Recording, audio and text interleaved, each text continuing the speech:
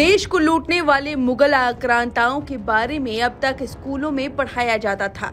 उन्हें वीर शौरवीर बताया जाता था, लेकिन अब इतिहास की किताबों में बड़े बदलाव होने वाले हैं। जी, आप किताबों में सनातन संस्कृति देखने को मिलेगी। अब तक किताबों में मुगल और अंग्रेजी का वर्चस्व देखने को मिलता था, लेकिन अब इसे बदला जा रहा है। बच्चों को हिंदी के महत्व, साथ ही सनातन के महत्व के बारे में बताया जाएगा। दरअसल एनसीईआरटी ने क्लास 7वीं की किताबों के सिलेबस में बदलाव किया है। हिस्ट्री ज्योग्राफी की टेक्स्ट बुक्स में मुगल सल्तनत और दिल्ली सल्तनत के टॉपिक्स हटा दिए गए हैं, जबकि महाकुंभ समेत गवर्नमेंट इनिशिएटिव जैसे मेक इन इंडिया और बेटी बचाओ बेटी पढ़ाओ को किताब में जोड़ा गया है।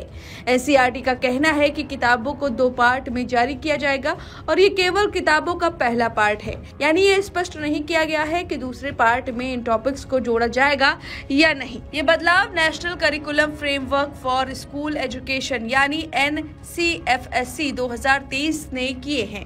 इन्हें नेशनल एजुकेशन पॉलिसी 2020 के तहत डिजाइन किया गया है। इससे पहले एनसीईआरटी ने कोविड-19 महामारी के समय मुगल और दिल्ली सल्तनत से जुड़े कई हिस्सों को कम कर दिया था। इसमें तुगलक, खिलजी, लोधी और मुगलों के उपलब्धियों के टॉपिक शामिल थे। अब इन टॉपिक को पूरी तरह से किताबों से हटा दिया गया है।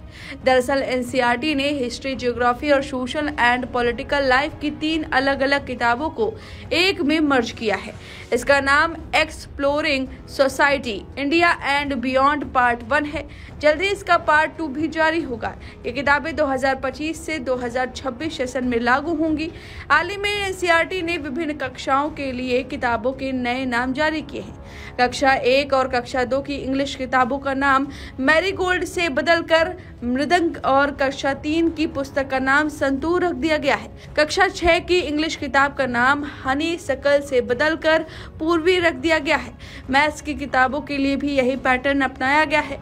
कक्षा 6 की गणित की किताब, जो पहले इंग्लिश में मैथमेटिक्स और हिंदी में गणित थी, अब दोनों भाषाओं में यह गणित नाम से आएगी। इस पर तमिलनाडु के मुख्यमंत्री MK स्टालिन ने पहले भी हिंदी थोपने के लिए केंद्र सरकार की आलोचना की थी।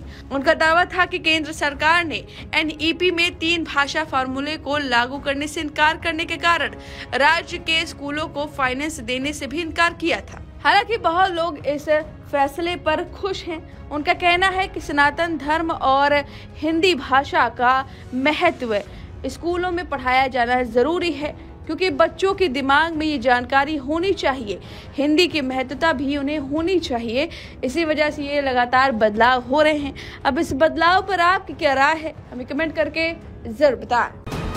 VK न्यूज़, राष्ट्र के नाम।